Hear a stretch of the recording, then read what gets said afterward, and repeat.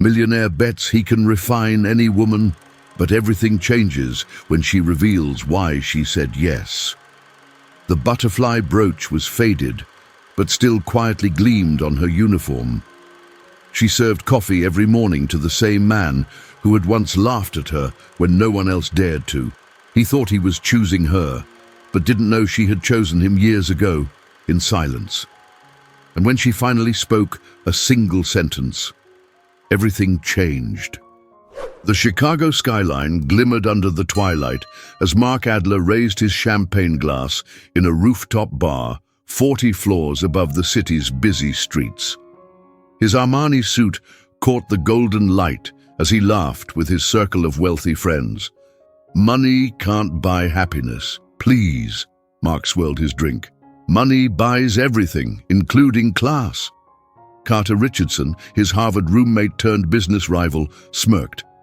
"Bold claim from someone who grew up with a silver spoon."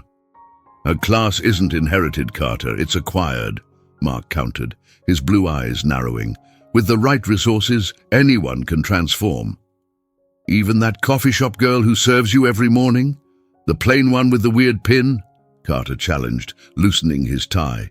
The table fell silent, waiting.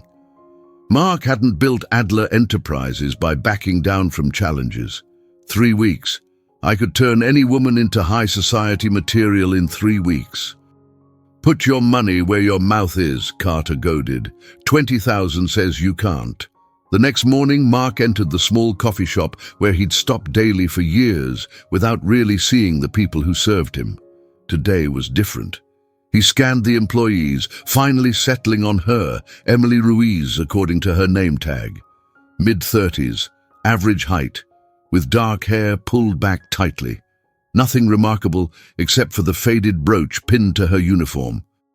"May I help you, sir?"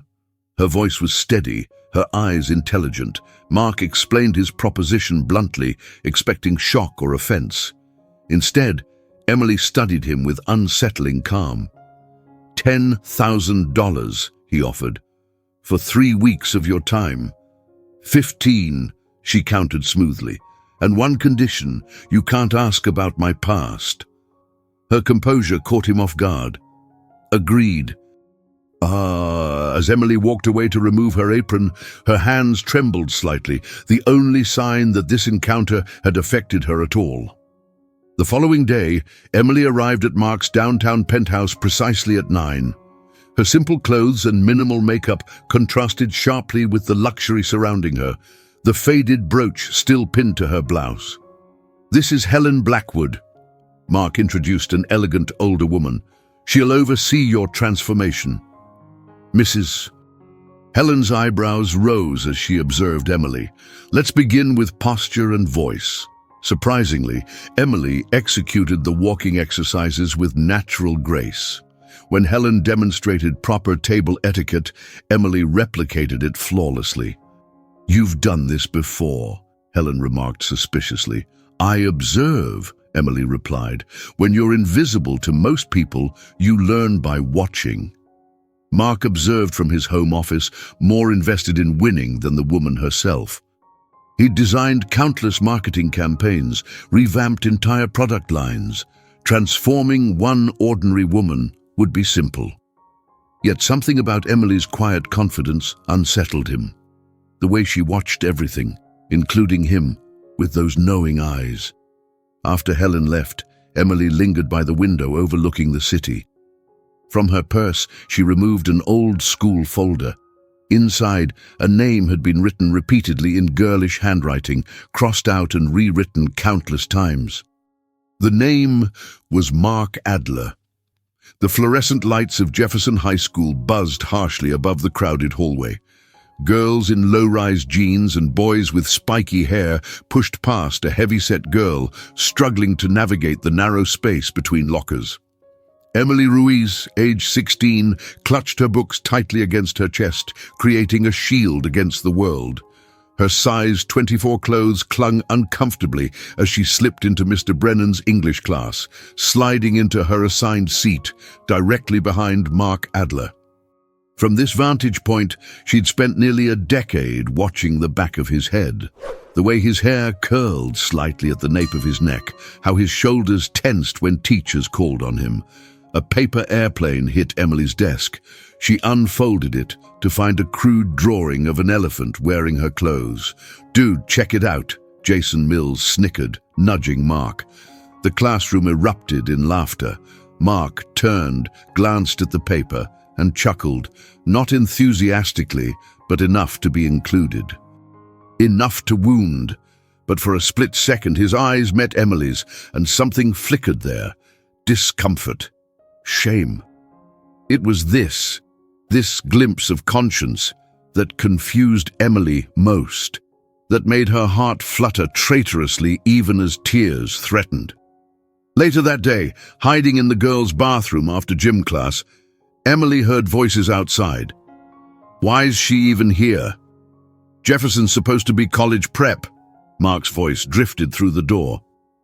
"Affirmative action for fatties," someone replied with a laugh. Emily pressed her palm against her mouth to stifle a sob. She'd been invisible to Mark Adler for years, but hearing him acknowledge her existence this way hurt worse than complete anonymity. In the present, Emily sat across from Helen in Mark's penthouse, practicing delicate sips from a bone china teacup. "You already know how to do this," Helen observed. "Where did you learn?" "I've always watched carefully," Emily replied, setting the cup down without a sound. "People like me can't afford to make mistakes in public." "People like you?" Helen's brow furrowed. "Invisible people," Emily clarified, her voice soft but not sad. "When you've been overlooked long enough, you either disappear completely or learn to observe everything." Helen tilted her head, studying Emily with new interest. "Mark thinks this is about teaching you, but I suspect you could teach him a thing or two." That evening, Emily returned to her modest apartment in South Chicago. Children played basketball in the dimming light outside her building. Inside, she opened a worn journal filled with newspaper clippings. One showed an 18-year-old Mark accepting a business scholarship. Another featured him at 25, cutting a ribbon at his first corporate headquarters. The most recent showed him at a charity gala, smiling emptily beside a model whose name Emily couldn't remember.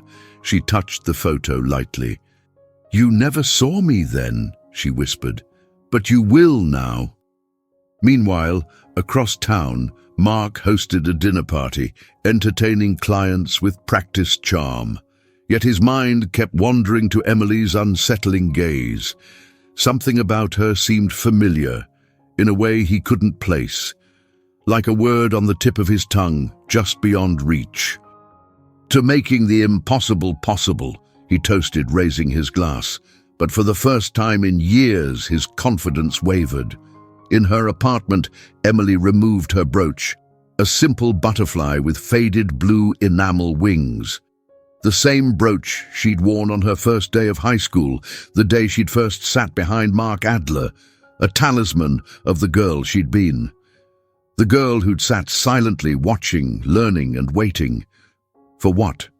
She hadn't known then, but she knew now. Soft jazz floated through the air as Chicago's culinary elite mingled at the Riverfront Gallery. Women in designer gowns and men in tailored tuxedos discussed wine pairings and restaurant investments, their conversations as carefully curated as the modern art surrounding them. Mark guided Emily through the crowd with a hand lightly at the small of her back. In a midnight blue dress that Helen had selected, Emily moved with unexpected poise. Her hair, now styled in soft waves, framed a face enhanced by subtle makeup that accentuated her sharp cheekbones and expressive eyes. "Everyone's watching you," Mark whispered, satisfaction evident in his voice.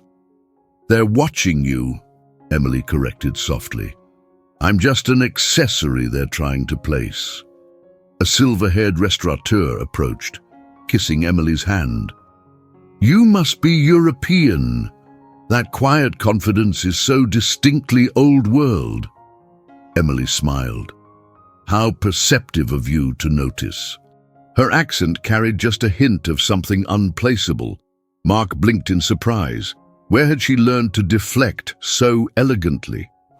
Throughout the evening, Emily navigated conversations about wine regions and art movements with subtle confidence. When offered a glass of rare vintage, she declined with a quote, "Clarity of mind requires clarity of senses. Professor Hartman taught me that." Mark froze. Hartman, their high school literature teacher. Before he could process this, Carter intercepted them. Well, the experiment walks and talks. His eyes raked over Emily, appraisingly.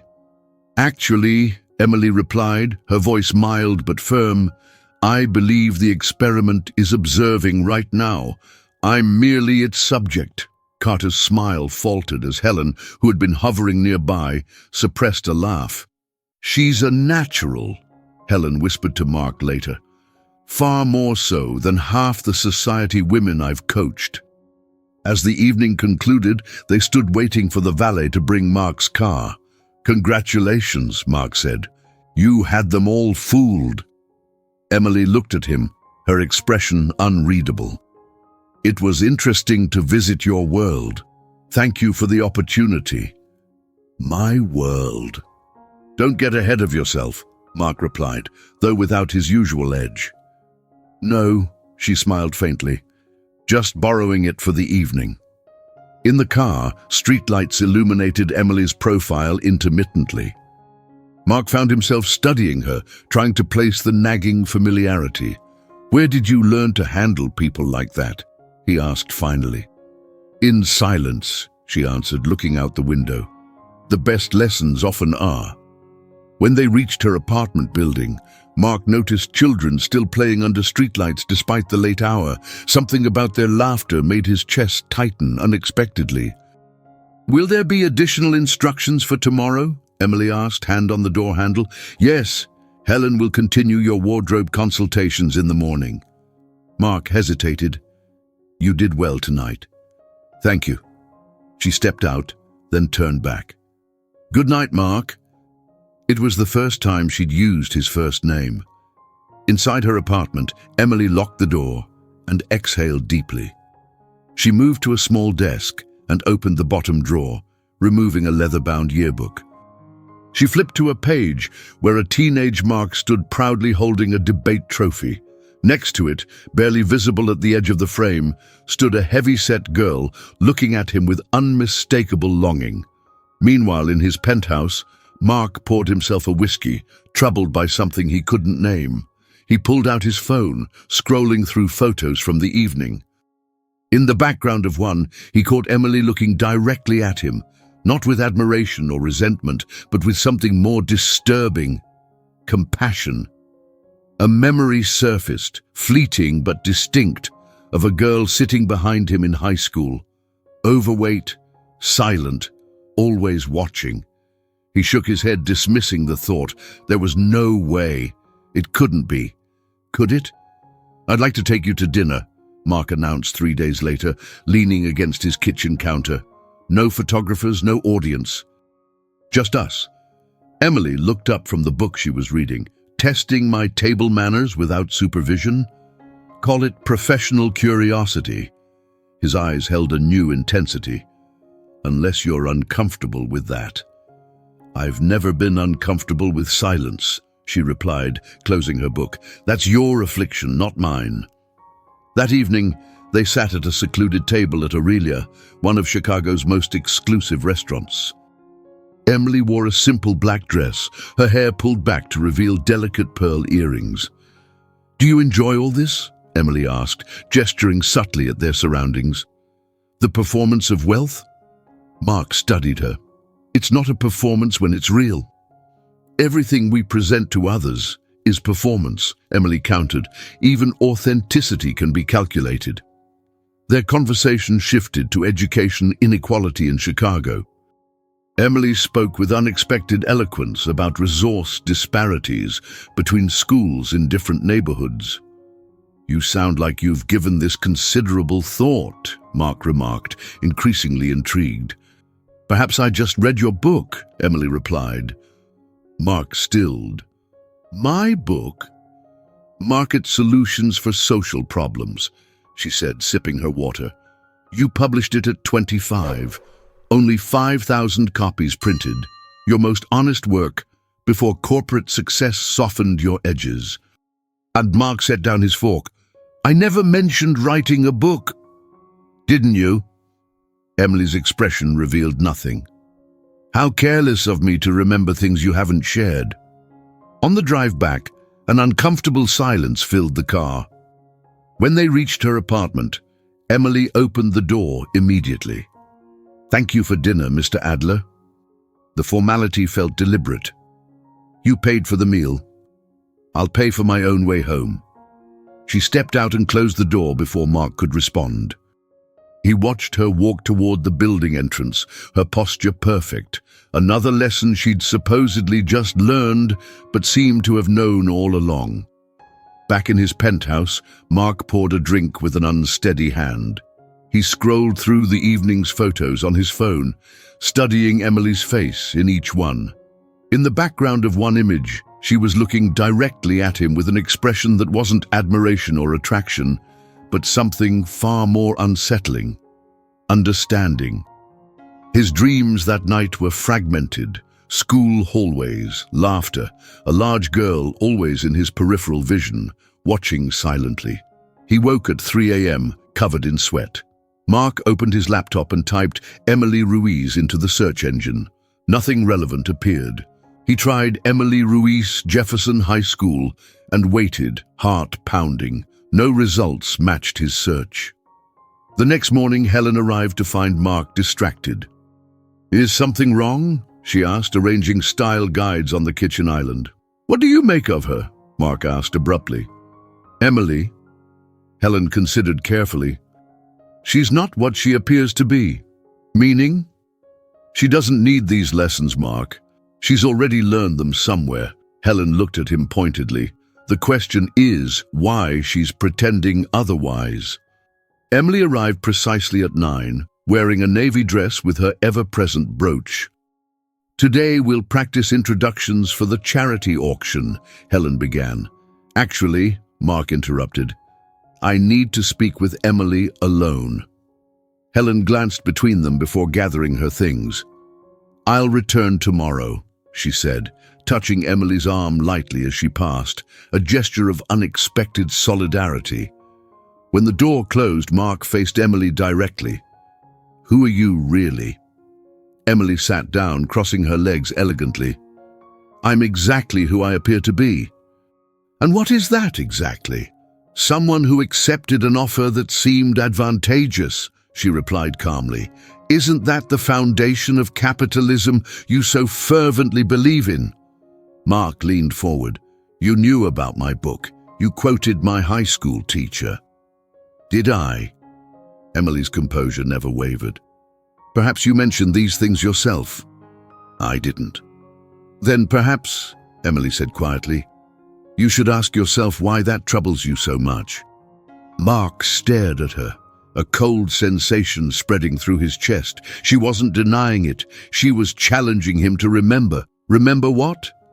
The grand ballroom of the Peninsula Hotel sparkled with crystal chandeliers and the flash of diamonds. Mark had spared no expense for this final showcase, the culmination of his bet with Carter. Mark stood with his circle of friends, champagne in hand, watching the entrance. When Emily appeared, conversations paused momentarily. She wore a simple navy gown that accentuated her slender figure, her hair arranged in an elegant updo. The butterfly brooch, now polished, adorned her dress, the only hint of her former self. Remarkable transformation, Carter muttered, clearly impressed despite himself. Almost unrecognizable. If only he knew how true that statement was, Mark thought uneasily. Throughout dinner, Emily captivated those around her with quiet charm. A hedge fund manager asked where she had studied abroad. A gallery owner complimented her old-world sensibilities. Not once did anyone suspect her origins. When dessert arrived, Carter clinked his glass. A toast to Mark Adler's latest success story. The room quieted. 3 weeks ago, he wagered he could transform any ordinary woman into someone worthy of our company. He gestured toward Emily. I believe we can declare victory. Mark stood, taking his cue. Some believe class is inherited, he began, his practiced smile betraying nothing of his inner turmoil. I've proven it can be manufactured with the right architect. Applause rippled through the room. Emily's expression remained perfectly composed, yet something flickered in her eyes, not hurt, but anticipation. Perhaps our subject would like to say a few words, Carter suggested. Emily rose gracefully. Instead of addressing the room, she stepped directly to Mark's side. He caught a hint of her perfume as she leaned close to his ear. Her voice was soft, meant only for him. I sat behind you for 9 years. You never saw me. But I saw you. I was invisible when you needed to be brave. The blood drained from Mark's face as memories crashed over him. The heavy-set girl, the daily humiliations, his own laughter, forced, uncomfortable but present, complicit. Emily stepped back, her eyes holding his. In them, he saw not just the woman before him, but the girl she had been, the girl he had failed. Without a word, Mark set down his glass and walked out of the ballroom, past confused guests, through the lobby and into the cold Chicago night. Behind him, the party dissolved into bewildered murmurs. Carter attempted damage control while Helen watched with knowing eyes. Emily collected her small evening bag and walked out a different exit, composed and unhurried. Outside, she unpinned the butterfly brooch from her dress, holding it in her palm. It had been a 16th birthday gift from her mother, worn on the first day of sophomore year, the day she'd decided school might be different. Hours before, she'd learned otherwise. Across town, Mark sat alone in his darkened penthouse, memories flooding back with merciless clarity. The crude jokes, the laughter, the girl who always sat behind him, whose name he'd never bothered to learn. He'd forgotten her, or more accurately, chosen not to remember, because remembering meant acknowledging what he'd been, what he'd done, what he'd failed to do. His phone buzzed repeatedly with messages from confused friends, from Carter demanding explanations. He ignored them all, instead opening his laptop and typing with desperate intensity. Jefferson High School Yearbook 2003. Meanwhile, Emily climbed the stairs to her apartment, removing her borrowed jewelry and designer shoes. She hadn't sought revenge tonight. Revenge was for people still wounded. What she'd wanted was recognition, acknowledgement. She'd spent 9 years invisible to Mark Adler. Tonight, finally, he had seen her. And tomorrow was unwritten. As the night deepened, 2 people lay awake in different parts of the city. One confronting a past she'd never been able to forget. The other facing a past he'd never allowed himself to remember. Until now. For 3 days, Mark didn't leave his penthouse. Blinds drawn against the Chicago skyline, he moved between his laptop and old boxes he'd retrieved from storage, piecing together fragments of a past he'd deliberately forgotten. On the 4th day, he called Helen. "Tell me about Emily," he demanded when she answered. "Everything." A long pause. "She knew who you were from the beginning," Helen finally said. "I suspected as much when she recited your company's mission statement verbatim during our first session." After hanging up, Mark drove to his mother's suburban home and retrieved dusty yearbooks from the attic. His hands trembled as he found the photo, Emily Ruiz, sophomore year. Dark hair framing a round face, eyes downcast, that same butterfly brooch pinned to her cardigan. The same girl who had sat behind him for years, the girl whose existence he'd acknowledged only to mock. The next morning, Mark went to the coffee shop where Emily had worked, only to learn she'd quit the day after their final dinner. "She's gone to teach," an older barista told him, finally doing what she loves instead of serving entitled folks who don't see her. It took Mark 2 more days and a substantial donation to locate the Community Education Center in South Chicago, where Emily now volunteered. He parked across the street, watching through the window as she taught a reading class to adults working toward GED certificates. She looked up suddenly, her eyes meeting his through the glass. She showed no surprise, as if she'd been expecting him, then deliberately returned her attention to her students. Mark returned the next day, and the next. On the third day, a young girl approached him in the hallway, handing him a folded note. "The silence is yours now." Something broke inside him. He approached the program director and offered to volunteer, teaching business fundamentals to adults seeking employment. "No publicity," he insisted, "no donations, just time." For weeks, Emily and Mark orbited each other in the small building, never speaking. He noticed how she knelt to be at eye level with younger students, how she stayed late helping elderly learners navigate computer basics, how her voice, once so quiet in high school, commanded respectful attention. One afternoon, as Mark helped a man format his first resume, he overheard a boy telling Emily, "My mum says you were fat before." "I was," Emily answered simply, "and I learned that people who matter see past appearances." "Miss Emily says even monsters can change," the boy added, looking directly at Mark. That evening, Mark locked himself in the staff bathroom and sobbed for the first time since his father's death.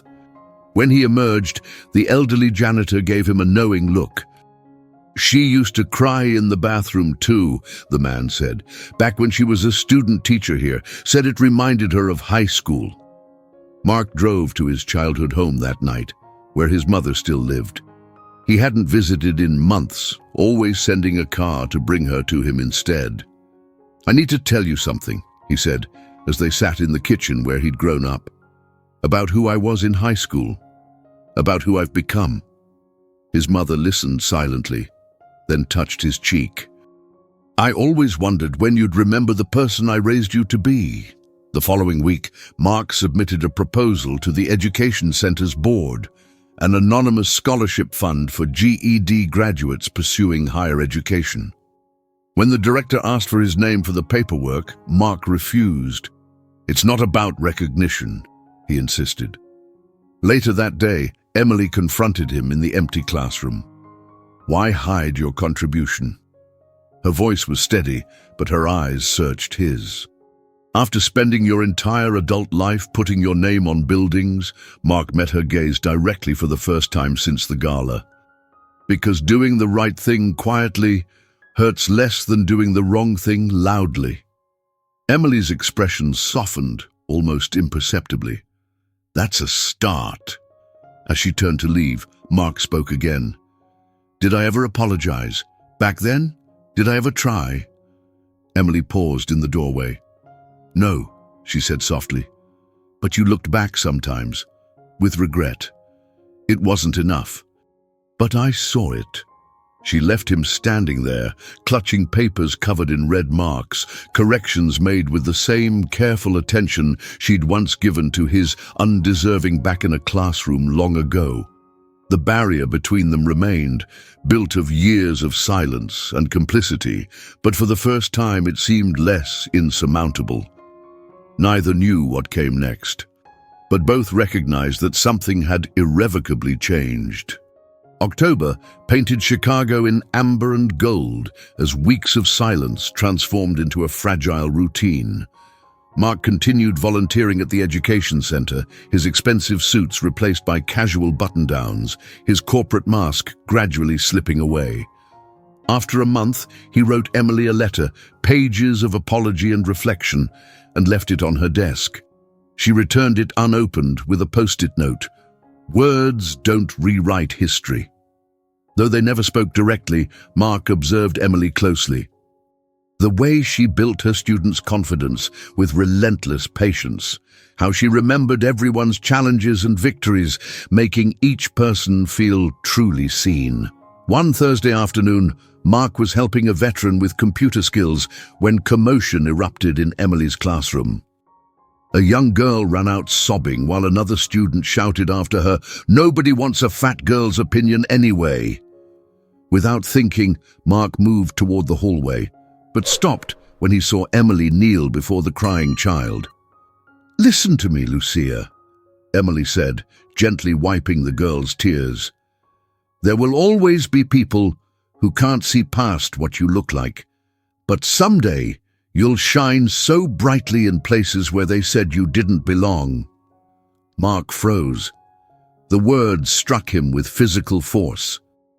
Professor Hartman had said something nearly identical to him after he'd frozen during a debate championship, paralyzed by his father's criticism. You heard that?" The words escaped before he could stop them. Emily looked up, surprised by his interruption. "I heard everything," she said quietly. "I was always sitting behind you, remember?" Something collapsed inside Mark, a wall he'd built to protect himself from his own history. He stumbled to the men's restroom, locking the door before sliding to the floor, overcome by decades of suppressed shame. Later, as he was leaving, the building's elderly janitor stopped him. "She used to hide in the bathroom too," he said, leaning on his mop. "Only difference is nobody came looking for her." That night, Mark drove to his mother's house without calling ahead. It was nearly midnight when he arrived, but she opened the door in her robe, taking one look at his face before pulling him into an embrace. "I'm sorry," he whispered into her shoulder, "for who I've been, for forgetting what matters." "It's not me you need to apologize to," she replied softly. The following day, Mark arrived at the center early. He went directly to the director's office and presented a legally binding document, a substantial endowment for educational initiatives, with one condition: anonymity. "Why not take credit?" the director asked, bewildered by the sum. "This could help your corporate image tremendously." "Because it's not about me," Mark replied. As he left the office, Emily stood in the hallway, a folder clutched against her chest, just as she had in high school. "The director told me," she said. "Why no publicity? The Mark Adler I knew lived for recognition." Mark met her gaze steadily. "Maybe he needed to die." Emily studied him, really looking at him perhaps for the first time since they'd reconnected. "Doing one good thing doesn't erase the past." "I know," Mark replied. "I'm not trying to erase it anymore.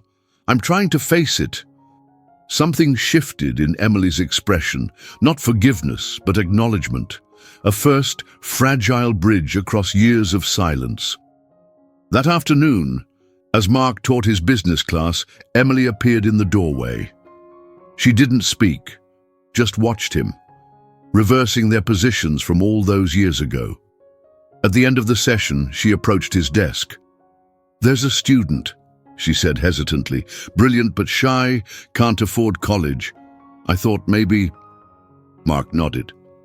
"Send me their information." As Emily turned to leave, Mark spoke again. "I remember now. Your butterfly brooch. You wore it every day sophomore year." Emily paused, her back still to him. "Yes," she said softly, "until the day Jason Mills told me butterflies were too beautiful for someone who looked like me." She glanced over her shoulder. "You laughed." Mark couldn't deny it. "I did." "Why?" The question hung between them, simple but devastating. "Because I was terrified of being the target instead," he admitted, the truth raw in his throat. "My father had just told me I was too sensitive, that I'd never succeed. So I laughed, and hated myself for it." Emily didn't respond, but her posture softened slightly.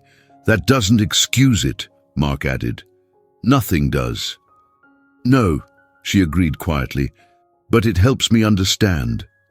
When she walked away this time, the space between them felt different, still vast, but no longer impenetrable. That night, as Mark drove home, his phone rang. Helen's name flashed on the screen. "There's something you should know about Emily," Helen said without preamble. Something she never told you. Winter settled over Chicago, transforming the city into a landscape of white and gray. 3 months had passed since Mark's world had shattered in a hotel ballroom, and the pieces were still finding new arrangements. At the education center, a tentative rhythm had developed. Mark now taught 3 classes weekly: business fundamentals, financial literacy, and creative writing, the last being a surprise even to himself. Emily coordinated the adult education program, her quiet authority drawing respect from students and volunteers alike. They spoke when necessary, exchanged pleasantries in the break room, even collaborated on a grant proposal. But the weight of their history remained, an unspoken presence in every interaction. One Saturday morning in January, Mark arrived early to prepare for a special workshop. The building was unusually quiet, his footsteps echoing down empty corridors. When he entered his classroom, he found it empty except for a manila folder placed precisely in the center of his desk. His name was written across it in neat handwriting he recognized immediately. Inside, Mark found a collection of folded notebook papers, yellowed with age. Each was addressed simply, "To the boy in the 3rd row." With trembling hands, he unfolded the first letter. "Dear Mark, today you laughed when they called me Shamu. I know you didn't start it. I saw your face after. Does it make me pathetic that I noticed the difference, that I still hope? The second, today marks 2 years since you've said my name. Do you even know it? I'm right behind you, always behind you." Letter after letter chronicled years of silent observation, of careful noticing, of a girl who saw beyond his performance to the conflict beneath. "I watched you win the debate today. Your father didn't come. I wanted to tell you it was brilliant, but what would Elephant Girl know about brilliance, right?" The final letter dated their senior year. "Tomorrow we graduate. You're going to Harvard. I'm staying here. Sometimes I wonder if you'll become the man you pretend to be, or if you'll remember the boy who used to draw stars in the margins of his notebook when he thought no one was looking." Mark read every word, tears sliding unchecked down his face. When he finished, he walked out of the building into the snowy morning. Without conscious decision, he found himself driving to Jefferson High School. The building stood abandoned now, scheduled for demolition in the spring. Through a broken window, Mark slipped inside, walking halls that seemed simultaneously smaller and more significant than in his memories. In the former English classroom, he found her, Emily, sitting alone at a desk, looking up as if she'd been expecting him. "I come here sometimes," she said simply, "to remember what it was like to be invisible." Mark stood in the doorway, the letters clutched in his hand. "Why did you keep them? Why not burn them?" "They reminded me I had a voice," Emily replied, "even if no one heard it." He crossed the room slowly and sat at the desk beside her, not behind or in front, but alongside. For several minutes, they sat in silence as weak winter sunlight filtered through dusty windows. "I never wanted revenge," Emily finally said. "I just wanted you to know what it felt like to remember someone who never saw you." Mark stared at the graffiti-covered chalkboard. "And I wanted to forget who I was, until you made me remember who I could have been." Emily turned to study his profile, the same face she'd watched for years, now lined with experience and recent humility. "Why did you keep coming back to the center after you knew who I was?" "Because for the first time," Mark replied slowly, "I couldn't buy my way out of facing myself." Snow began falling outside, coating the abandoned school in fresh white. Inside, 2 adults sat where children had once charted the courses of their lives, the silence between them no longer cold, but contemplative. "Did you ever wonder," Emily asked suddenly, "what would have happened if you'd turned around? Just once?" "Really seen me?" Mark closed his eyes. Every day since the gala. As afternoon shadows lengthened, they walked through their old school together, past lockers where Emily had been shoved, the cafeteria where she'd eaten alone, the gymnasium where she'd endured countless humiliations. With each step, something shifted between them. Not forgiveness exactly, but mutual recognition of the paths that had led them here. At the main entrance, Emily paused. "I have something to tell you." Her expression was solemn. "I've been offered a position, a new education initiative in St. Louis." Mark felt an unexpected hollowness in his chest. "When do you leave?" 3 weeks. As they stepped outside, their breath clouded in the winter air. The school behind them stood as a monument to their shared past, while before them, paths diverged yet again. "Will you take it?" Mark asked. Emily looked at him directly. "I've spent too many years defined by others' perceptions, including yours." He nodded, understanding completely. "You should go." They parted without touching, without promises. Yet as Mark watched Emily walk to her car, something had fundamentally changed. The girl who had been invisible was now the most clearly defined person in his world, and she was leaving. February arrived with bitter winds and early darkness. Emily threw herself into preparations for her departure, training her replacement and organizing resources for her students. If she occasionally glanced toward Mark's classroom, nobody noticed but Helen, who had continued volunteering despite the end of their experiment. "Have you told him you're leaving next week?" Helen asked one evening as they sorted through curriculum materials. "He knows," Emily replied, not looking up. "That's not what I asked." Emily's hands stilled on the papers. "What's there to tell? This was never about—" She stopped. "Wasn't it?" Helen's voice was gentle. "Even a little." Before Emily could answer, her phone buzzed with a message from the center director. Her replacement had backed out. Emily would need to stay another 2 weeks to train someone new. That night, as Emily packed books into cardboard boxes in her small apartment, a knock startled her. Through the peephole, she saw Mark standing in the hallway, hands thrust into his coat pockets against the cold. She hesitated, then opened the door. "I heard you're delayed," he said simply. "News travels fast." Emily didn't invite him in. Mark shifted uncomfortably. "Can I help with packing or—" "I don't need help," she interrupted. Then, more softly, "But thank you." An awkward silence stretched between them. "I should let you get back to it," Mark finally said, turning to leave. Emily called after him. "Why did you come, Mark?" He stopped, his back still to her. "I don't know," he admitted. "I just needed to." The next day at the center, they moved around each other carefully, professionally. But something had changed. The air felt charged with unspoken words.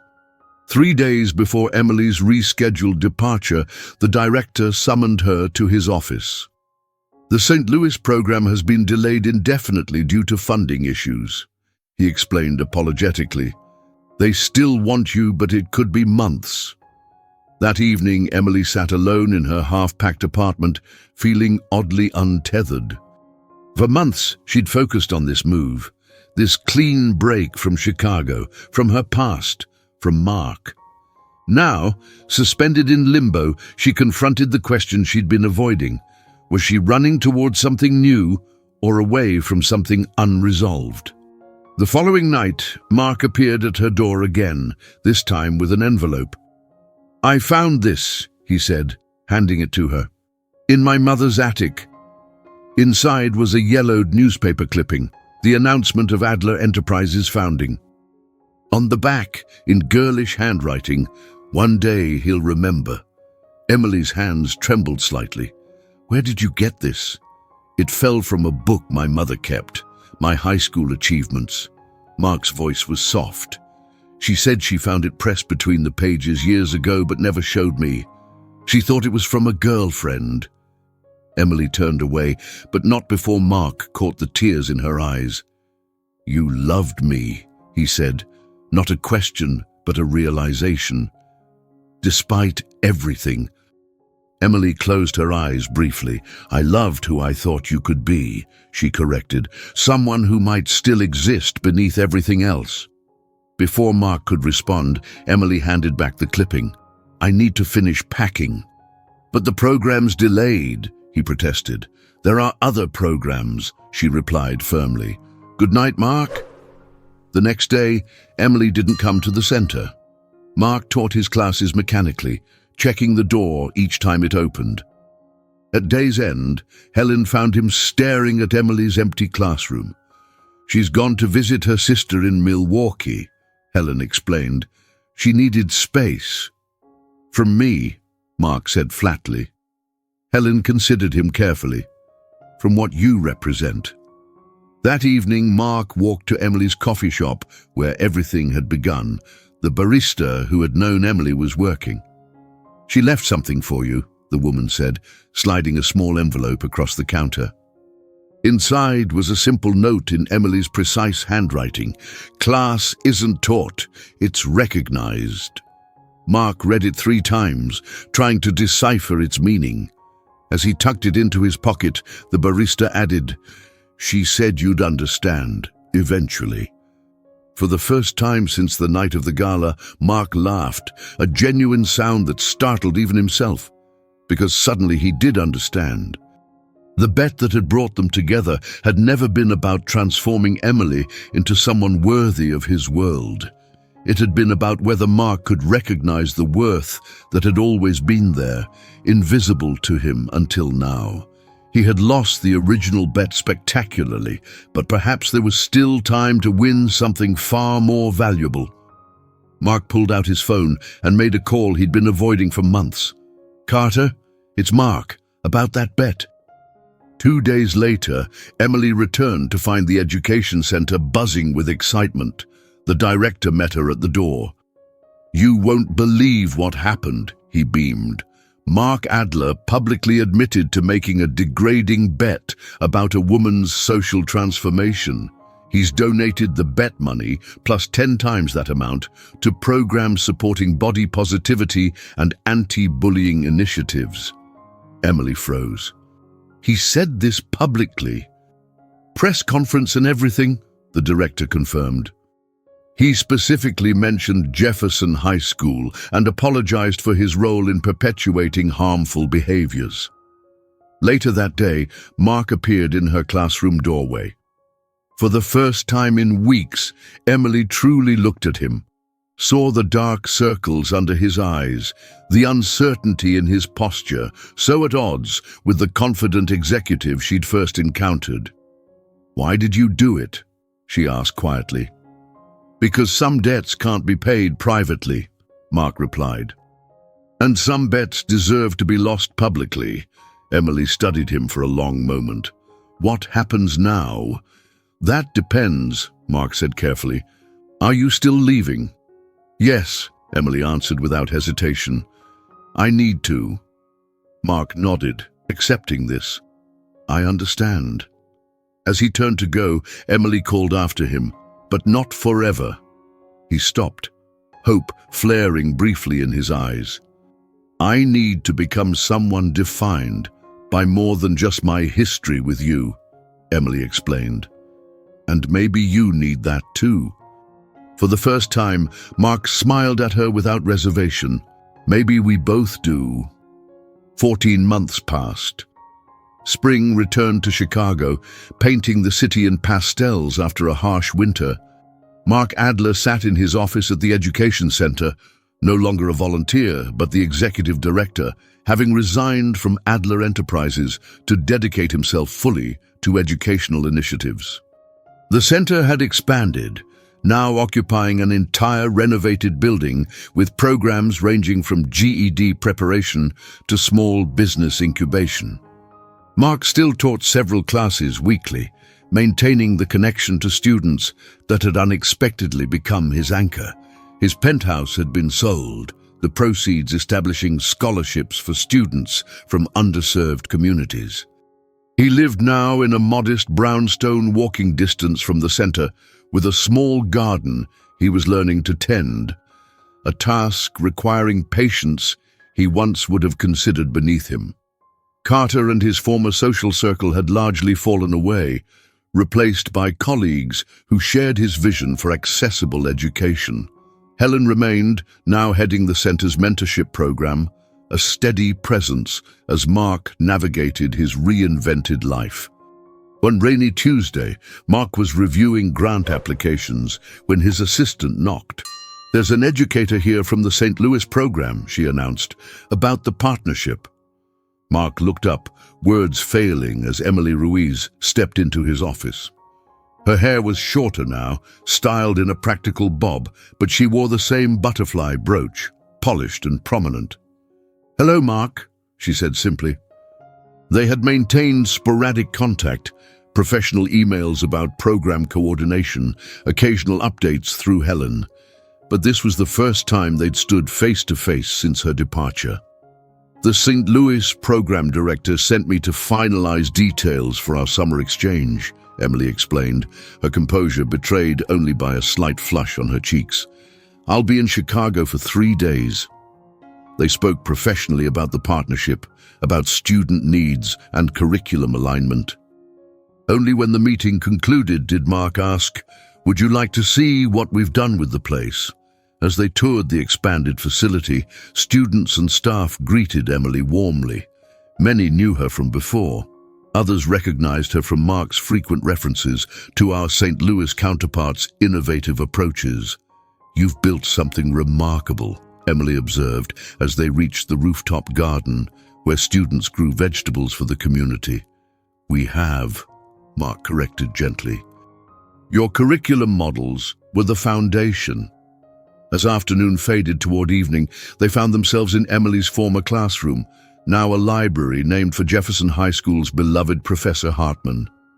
"I was invited to speak at an educational inclusion conference tomorrow," Mark said, breaking a comfortable silence. "Would you attend with me, as a colleague?" he added hastily. Emily considered him thoughtfully. "As a colleague," she agreed. The following evening, Mark delivered his address to educators from across the Midwest. Emily watched from the audience as he spoke candidly about privilege, about blindness to others' experiences, about the transformation that begins with recognition. Afterward, the conference director handed Mark an envelope. "A note from one of our attendees," she explained. "She insisted you read it immediately." Inside was a single card in Emily's handwriting. "I'll be in room 307. If you come, don't knock, just enter." Minutes later, Mark stood outside room 307, heart pounding with an uncertainty he'd never felt in corporate boardrooms. He opened the door slowly. The room was dimly lit, desk lamps casting a warm glow. Emily sat grading papers, just as she had in their last moment together over a year ago. She didn't look up as he entered, but pushed a student's essay toward him. "Read this," she said quietly. The paper was titled, "The Person Who Changed Everything." It described a teacher who had believed in a homeless student when no one else had, who had shown him he was more than his circumstances. "That's you," Mark said, looking up from the paper. Emily finally met his gaze. "Every time I help a student like me, I remember who I was," she said softly, "and who I became despite those who couldn't see me, until it was almost too late." Mark set down the paper carefully. "But I did see you, when you no longer needed me to." Emily rose slowly and moved around the desk until they stood face to face. The silence between them now held not pain or regret, but possibility. "I'm accepting the position of regional director," she said, "here in Chicago." Mark's breath caught. "When?" "Next month." Emily's voice was steady, but her fingers trembled slightly as she adjusted her brooch. "I'll need to find an apartment." "I know a good neighborhood," Mark offered, a smile tugging at his lips. For the first time, Emily smiled back fully. No reservation, no guardedness. She reached across the space between them and took his hand, her grip firm and certain. No grand declarations passed between them, no passionate embrace or cinematic promises, Just two people who had circled each other's lives for decades, finally walking forward in the same direction. Later that evening, they strolled through empty school corridors, discussing curriculum plans and community partnerships, comfortable in their shared purpose, no longer defined by past wounds, but by future possibilities. As they reached the exit, Emily paused. "This isn't a fairy tale ending," she warned. "Good," Mark replied, holding the door. "I've never much believed in those." Outside, Chicago's lights glittered against the night sky as they walked side by side, two people choosing to build something new from the fragments of what had been broken. Not a perfect ending. Not even an ending at all. Just two silences that had finally learned to speak, deciding together what happened next. Sometimes, the people we overlook the most are the ones who hold a mirror to who we truly are. This story wasn't just about a millionaire's bet. It was about how recognition can become redemption, and how the past never disappears until it is faced. Emily didn't seek revenge. She sought to be seen. And Mark learned, too late at first, that true transformation begins not with money, but with humility. In a world obsessed with appearances, this story reminds us that real class comes not from refinement, but from recognizing the worth in those we failed to see. What about you? Have you ever ignored someone who might have changed your life if only you'd looked closer? What did you think of this story? If this story moved you, don't forget to subscribe to our channel, activate the notification bell, leave your like, and tell us in the comments which country or city you're watching from. It helps us create even more powerful stories tailored for you. And if you want to experience another unforgettable story, just click the video card that's now showing on your screen. Thank you so much for watching.